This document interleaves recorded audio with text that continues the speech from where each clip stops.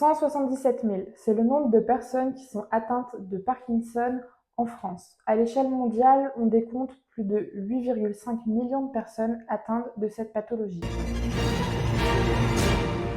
Bienvenue dans les 2 minutes santé de Calypso. Aujourd'hui, nous allons développer les effets de l'activité physique sur la maladie de Parkinson.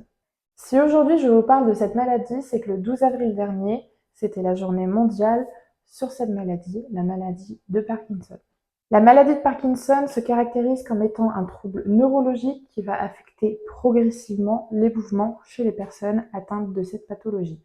La maladie de Parkinson est caractérisée par une diminution de la dopamine qui est un neurotransmetteur essentiel dans le contrôle du mouvement. Les symptômes de cette maladie sont essentiellement moteurs avec la présence de tremblements, mais également d'un ralentissement musculaire appelé bradykinésie.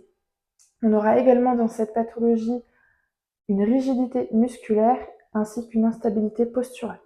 De ce fait, chez les personnes atteintes de Parkinson, des troubles de l'équilibre vont être souvent observés. De plus, chez ces personnes âgées, on observe souvent un isolement social de par leur maladie, mais également par le fait que cette maladie se développe souvent avec l'âge, donc touche souvent les personnes âgées.